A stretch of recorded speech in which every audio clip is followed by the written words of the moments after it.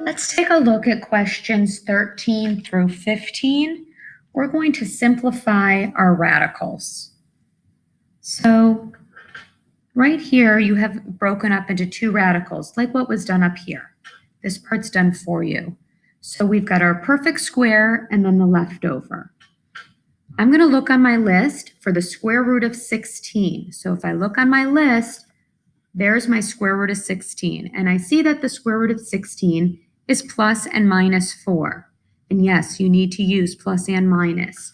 So because the square root of 16 is plus minus 4, I'm actually going to write plus minus 4. Radical 2 is not on my list, so I'm just going to put it next to the 4. Problem number 14. The square root of 225. When I look on my list, there's the square root of 225. It's a perfect square. The square root of 225 is plus and minus 15.